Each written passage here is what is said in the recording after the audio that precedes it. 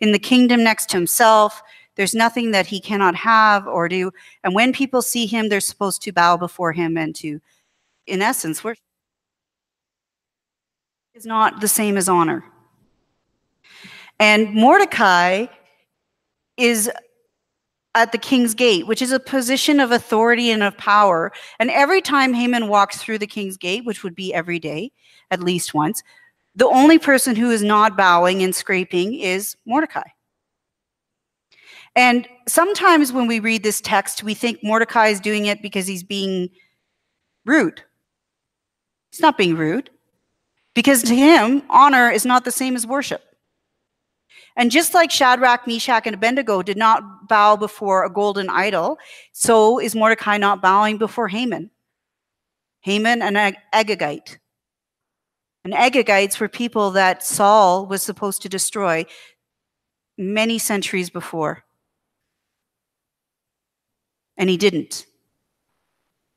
And the reason why they were to be destroyed was because they were arrogant people. They sacrificed their children to idols. They did whatever they wanted. They were despicable in the eyes of the Lord. And Saul took it upon himself to save them. And Haman has this long history in his family line, and he hates the Jews. And Mordecai is a Jew. Honor is not the same. Worship is worship. And so a man is just a man. A man in position does not make him the same league as God. I love sometimes when people talk to me and they come across as very arrogant, and my mind always, I have a very wicked sense of humor. And so my mind often says, there is no room in the Trinity. There is not a job opening in the Trinity of God. So as great as you are not going to get promoted to God. It ain't going to happen. So just an insight into the way my wicked little mind works. Haman is next to the king. As far as he's concerned, he is God. But there is no room in the Trinity. Those positions are filled. It is an eternal position. The Father, the Son, and the Holy Spirit. That is it. I do not read the Father, Son, and Holy Spirit, and then there's room for Catherine. Nope. Absolutely not. Boy, would this world look different. Standing for your beliefs will cost. When you stand for your beliefs, you are humble about doing it, it's going to cost you. When we decide that we're going to stand for what is right and what is truth and what is honorable, what is pure, is going to cost you. It may cost you a position at work. It may cost you friendships. When I became a Christian, I was so excited about what God had done in my life that I told everybody I knew and everybody who I didn't know. I was like the little crazy evangelist. Honestly, it was ridiculous. I evangelized to my entire school of 2,000 people. If they were walking by me, I was like, hey, can I tell you something? Like crazy. And I had a friend who came to me who was a Christian, who was living a life that was not very Christian-like. Can I say that? And he's like, you need to stop it because you're embarrassing me. People don't really want to know about the love of God. And I was like, well, actually, I really needed to know about the love of God, and this is the first time I've heard that you're a Christian. But it scared me because I started to lose friends, and I didn't understand that standing for what was right meant it was going to cost me something. It's okay, I gained other friends. It all works out in the wash. But when you stand for something and you're humble about it, Mordecai wasn't standing there saying, forget you, Haman, I ain't going to bow to you. Who do you think you are? He wasn't doing that. He simply was just not bowing. He wasn't making a big deal of it. It's the people around him that were making a big deal of it. It was Haman himself who was making a big deal about it. Because arrogance will always attack humility. Arrogance will always point out that humility is not actually a good thing. And so you have to remember that as Mordecai is standing and Haman is glaring and the people are talking, what they're doing is they're watching, and they're watching Mordecai. And to this point, they had no idea that Mordecai was a Jew. They didn't know he was a Jew, but they were watching what he was doing, and he told them who he was, and all of a sudden it makes sense. You know what amazes me about Mordecai is something that I honor, is that he made a choice before it even happened. He made a choice to honor God irregardless of what was happening. And so there is a podcast, I don't know what you call it, put on by John Maxwell. It used to be, I don't even know if they still do it. It's called Maximum Impact. And John Maxwell was a pastor who's now a leadership guru. He talks about leadership, what good leadership looked like, how to be a good, effective leader, all those kind of things. He's very good. And he comes from it from a biblical perspective. And so he invites speakers, and speakers like Tony Dungy was on there, who was a football coach. He invited golfers, and there's all kinds of people that I don't remember their names, but I do remember their stories. I'm a better story person than I am a name person. But the one thing that he talked about was actually a speaker talked about it. Was a few years ago. Now, this is not a few years ago. This is actually before some of you were even born. There was an issue with Tylenol. Anybody remember this? So Tylenol was yanked off the shelves because there was contamination within the drug, and people were getting really sick. And a couple had actually died, I think. And so the decision was made, what do we do? And the decision was, we're going to pull everything. We're not leaving anything to chance. We're just going to take it all. And we're going to rebrand, and we're going to fix the problem, and we're going to rebrand, and we're going to relaunch. It cost them millions and millions of dollars. And when the president of Tylenol was asked, "Are you crazy?" This was his answer. "I made the decision to do that long before the situation came up. If it came down to choosing between money and people were always going to win." He made the decision to stand when it wasn't going to be popular to stand before it even happened. When you make a decision to be humble, and you make a decision that you're going to stand for what's right, but you're going to do it in a way that is not like a look at me kind of moment, but just doing it because that's what you decided to do, there is power in that. And Tylenol came back stronger than ever. And Haman makes a decision. He was always looking for a way to kill the Jews. It's in his blood. But Mordecai was always looking for a way to honor God.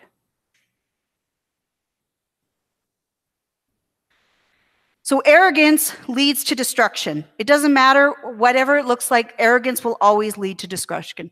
The Bible says that what goes before the fall? Pride. Pride always goes before the fall.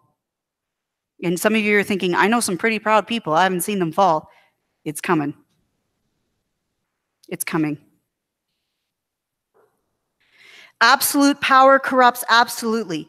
So just like bitterness, arrogance will destroy the vessel which holds it. It's only arrogance that will take others down with it. So bitterness is something that people contain within themselves.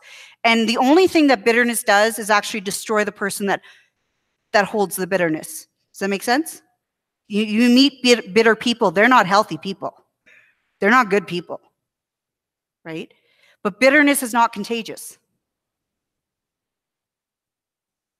Bitterness is something that's within us.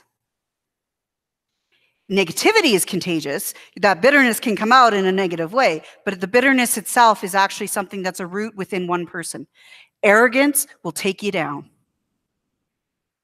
Arrogance is all about, if I'm going down, you're coming with me because I need something to land on. And arrogance will always, always bring about destruction. Arrogance blows everything out of proportion. In all honesty, how important is it that one lowly person does not bow? How important is that? Because I don't read in the text anywhere that other people are not following the king's edict. I just read that Mordecai has a target on his back. And so arrogance blows everything out of proportion. And so the reality is that even though Mordecai is the one that's not going to be bowing down, Haman's taken all the Jews. He's not satisfied with just Mordecai's death. He wants an entire nation. He is that arrogant to think that one slight, and believe me, it's not even a slight, is worthy of an entire nation being destroyed. And when you read the edict, it's not just destruction, but it is absolute, complete annihilation. And it looks exactly like Hitler's plan for the Jews. To put it in perspective,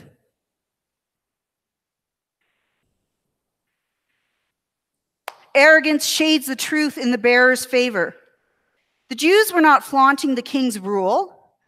Did not Esther subject herself to the beauty pageant that had to happen? Did she not give up her rights and her life in order to do what the king had commanded? Do we not read that? The Jews were not flaunting the laws of the king. They weren't saying whatever the king says we're not going to do. They were living their life the way that they were supposed to, honoring God and honoring king. Because the Bible says you honor those in leadership. You don't have to like who's in leadership, but you got to pray for them. You got to honor them.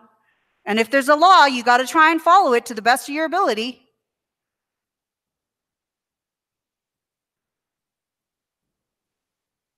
Unless, of course, the law is so completely contrary to what the Word of God is. And then you need to make that decision.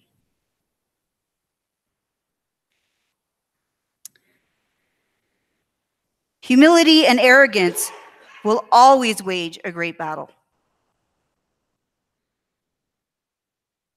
Destruction happens quickly.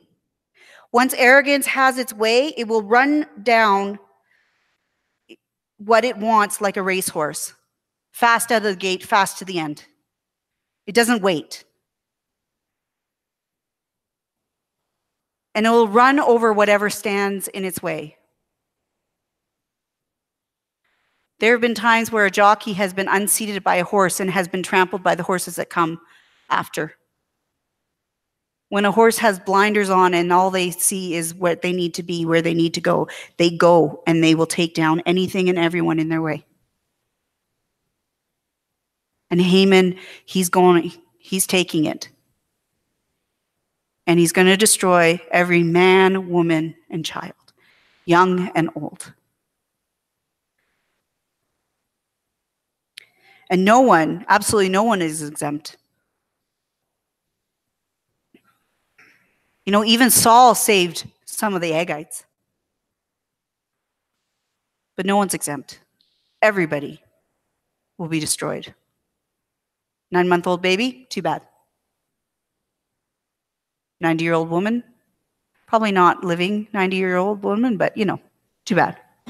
And we're going to take your stuff too, just for the fun of it. We're going to kill you and then we're taking everything.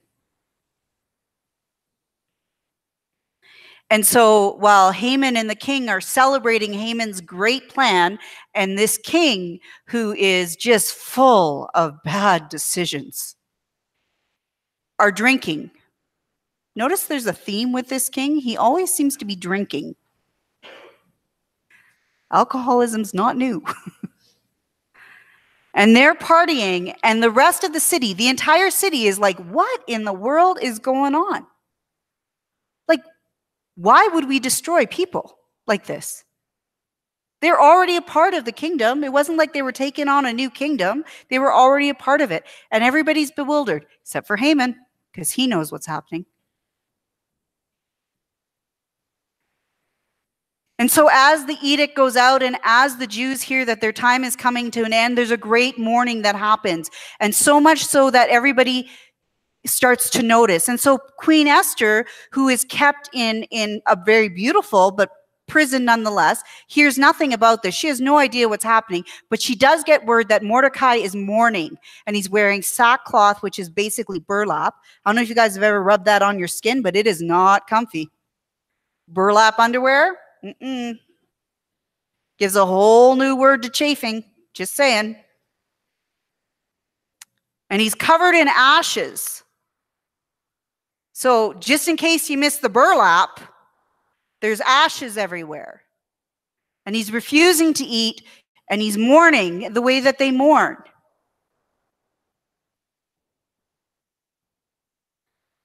And so there's a look of mourning that is happening. So did you know mourning has a dress code?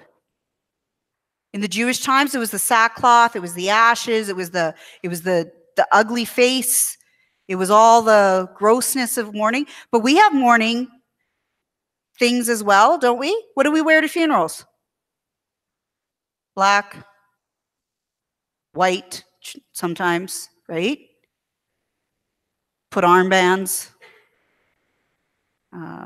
sunglasses, because you don't want people to see your blotchy eyes for the family. We don't do it up. Hair is not usually the best looking it's ever been. Let's be honest. Some people, we're lucky they put on pants. Mourning has a dress code. It has a look about it. You can see somebody from a mile away and you know that they're in mourning, or they live in New York City. It depends on your context. But different times and different places, still mourning has a look. And mourning has a guest list. Did you know that? It's something that people do with other people who are in the same situation.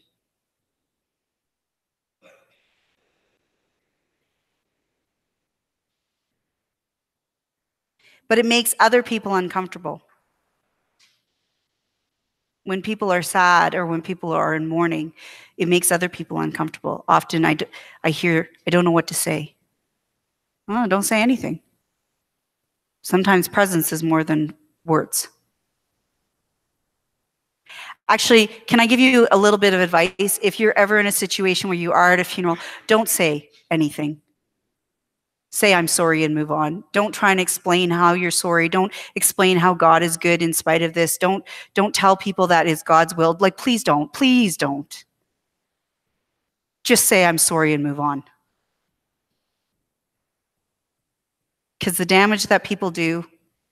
I was once at a funeral, and a friend of mine, she lost her mom. And it was a weird situation because her dad was diagnosed with cancer. And while they were in the hospital, her mother collapsed and found out that she had cancer, but her cancer was so far advanced, it was already all throughout her body. There was no treatment for her. And so while they were thinking her father was going to die, her father survived and her mother passed away. And a lady comes up to her who is an old family friend and said, well, I guess we weren't I guess you weren't praying hard enough that God would heal her. So just say sorry and move on. Yes? Okay, best advice I'm ever going to give you. That one's free.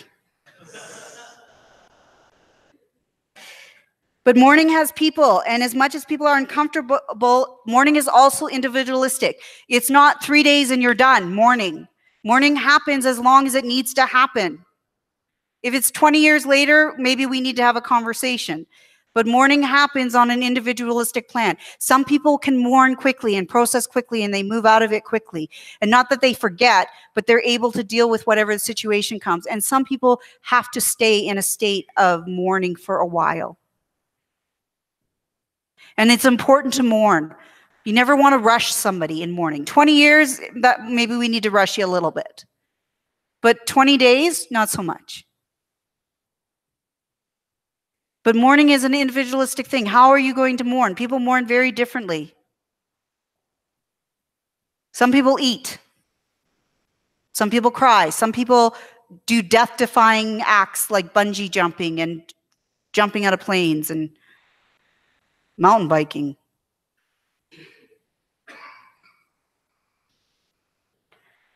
what I think is death-defying. Also, putting a plank on my feet and shoving me down the side of a mountain. That too is just not a good idea. However, that is not a challenge, Clem. I'm just saying. That is not a challenge for you. So, when mourning comes, it's very individualistic, but mourning can be hard to understand. Mourning can be hard to understand because as much as we can kind of understand, we don't actually understand because we're not the person. We don't know what was lost.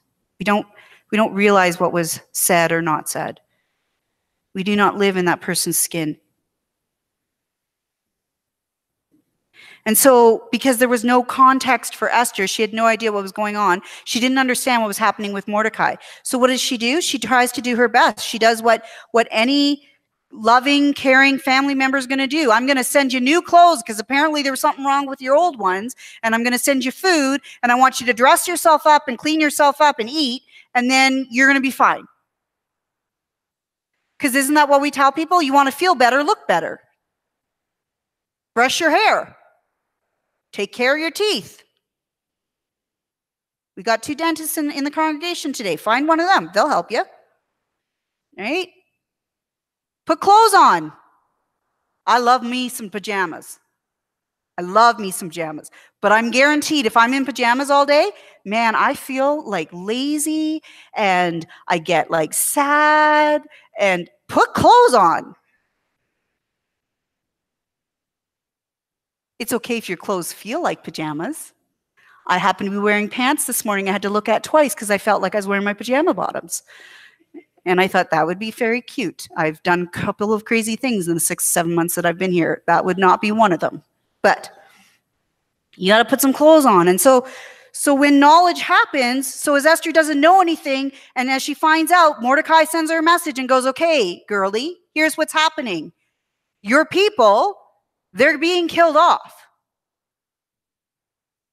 And now that you know, you got to do something about it. Because you are the only one in a position to do that. You're the only one who has the ear of the king, so you have to talk to him and tell him that he cannot do this. He has to stop it before it happens. And so knowledge gives you responsibility. There are times when I'm reading something in the Bible, and it may be something that I'm struggling with, and God's like, okay, you read it, now you got to go do it. No, I don't. I didn't read it. Wiping my mind. And why is it that I can read something in the Bible and forget what I read 2 minutes ago, but the minute it's like a flashlight on my brain, it's over. And I see it everywhere. I'm driving down the road, signs say it. I'm walking by people, they're muttering it under their voices. My coffee cup says it. When you have knowledge, you then have responsibility. So you cannot just hear about something. You now have responsibility to actually do something about it. You hear somebody is having a hard time, you have the means to help out, you have to do something about it. And not say, somebody else will do it. You got to do something. And so Esther's got to do something. And so Esther, she has this knowledge. And not only does she have a knowledge, but Mordecai actually gives her a plan. Mordecai gives her tools. So she's one step ahead of the curve because she has a plan and she has the tools that she needs to go and do what she has to do. And what does she say to that? That plans have obstacles. And remember, last week we talked about that obstacles are nothing more than opportunities. It depends on the frame in which you look through.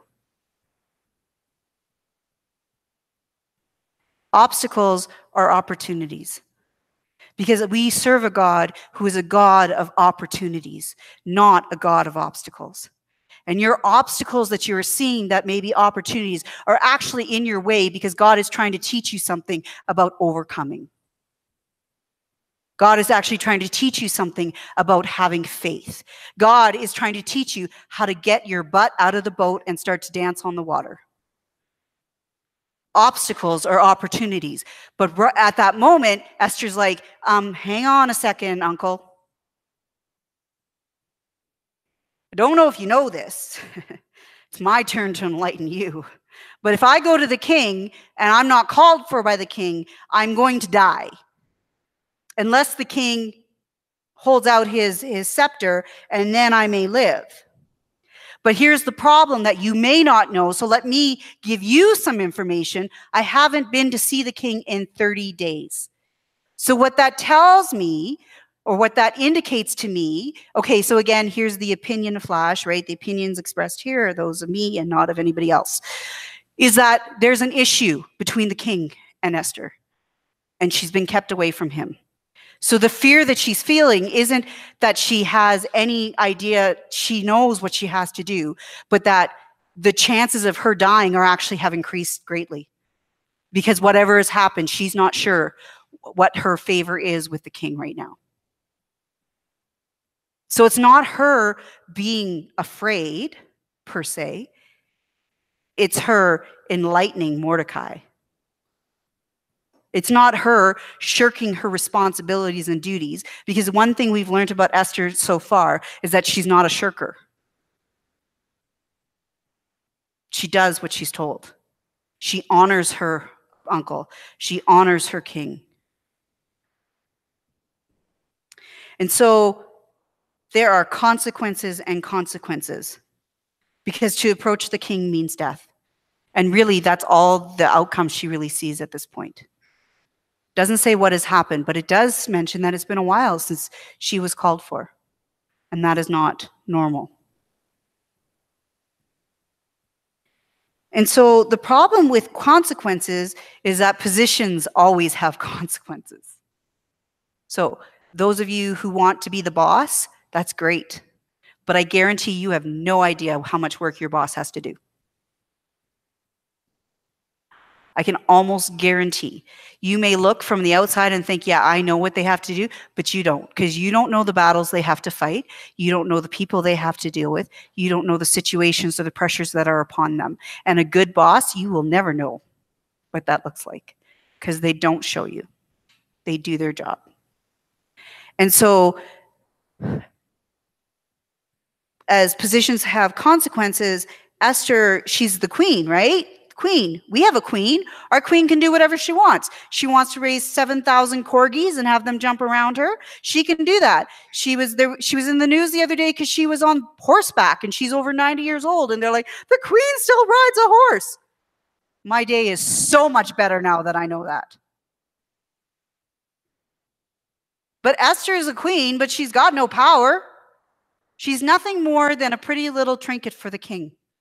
That's it.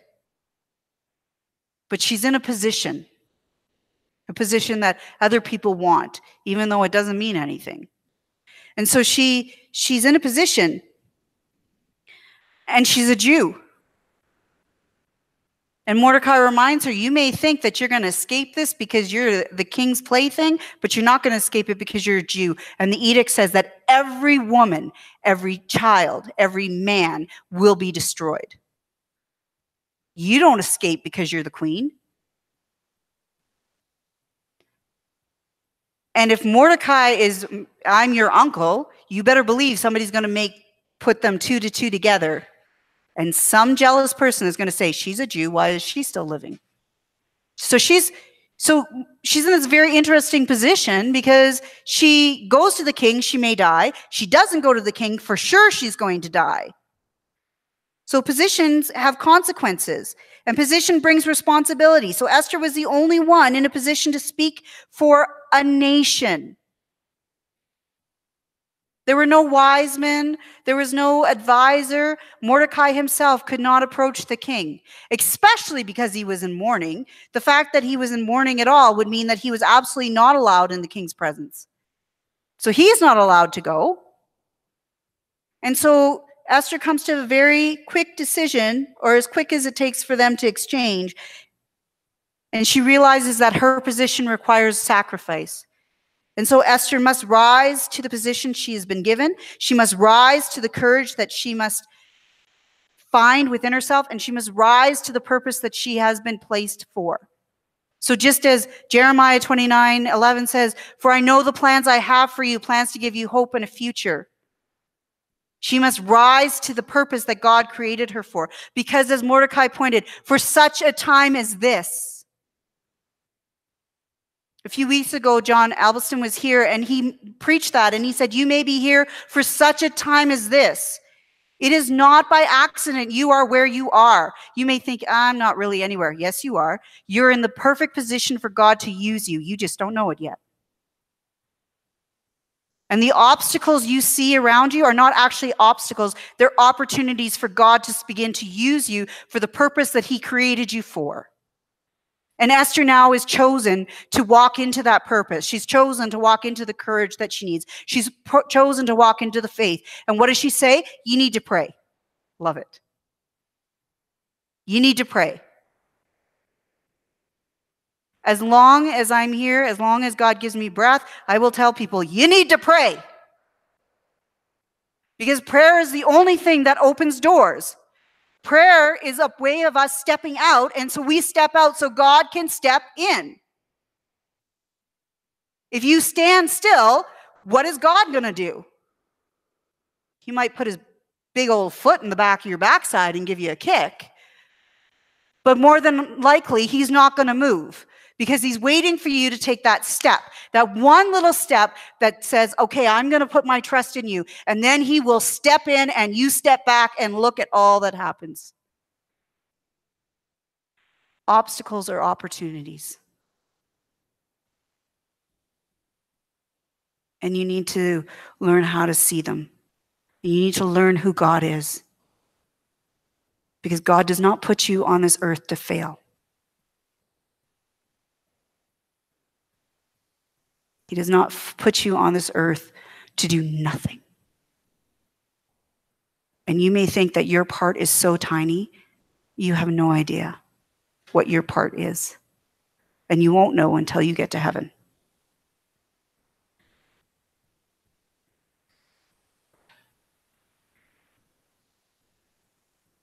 When I was born in a little town. I was born in Regina, but I lived in a little town called Indian Head, Saskatchewan. And it's just 69 kilometers east of Regina. It's tiny. And I was surrounded by churches. So I lived right next to the Presbyterian church, like right next door. And right behind me was the Salvation Army Church. And kitty corner to me, so the Presbyterian church was here, and right across the way was the Episcopalian church. And then at the end of my block, on the other side of the street, was the United Church. So Sunday mornings, there's no sleeping in on Sunday mornings because there are church bells, and they start ringing.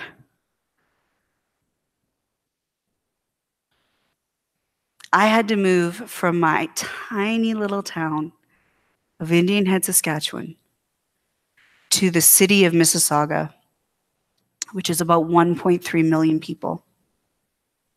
I grew up in a town of less than 1,400 people, and then I moved to a city of 1.3 million so that I could find the one person who would tell me about Jesus.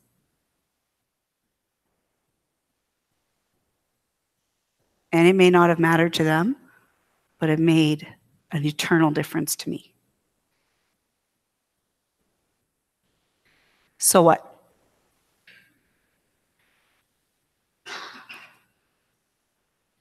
There's no so whats? Are you kidding me? I always have so whats. It's okay, I know what they are.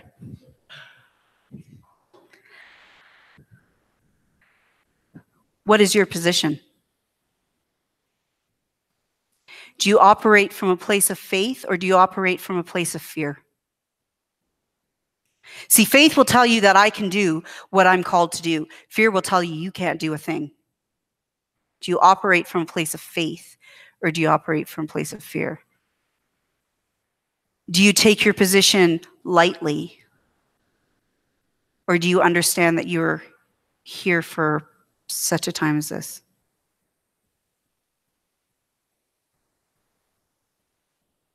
And let's just throw that one in there.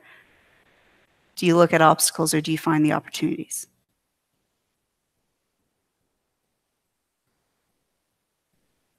Challenges are everywhere. But do you rise to meet them? We're going to end, but I'm going to ask the worship band to come on up. I know, it's a surprise every time I do it, right? It's okay. I didn't tell you ahead of time. I do that on purpose. I know. And that's why I didn't tell you ahead of time.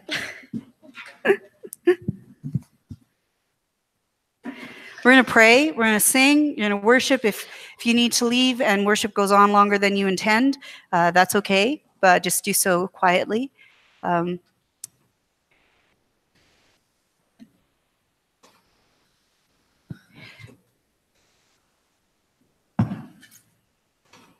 God is faithful. But God is a gentleman. And as much as he is going to walk and he's going to be by our side, the Bible tells us, do not be afraid, do not be discouraged. The Lord your God is with you wherever you go. That sometimes in life, God may seem to be hidden, but he's not hiding. Even in this, no mention of God. He's not hiding. He's waiting. And as we sing, as we worship, maybe we need to ask ourselves, where are you? The Bible says in Jeremiah, when you seek me and you seek me with your whole heart, there you'll find me. So maybe we need to begin to seek. Maybe we need to begin to seriously ask the Lord, where is it? What is it that you need me to do? I guarantee you're going to find obstacles. Money back guarantee right there. But there are opportunities too.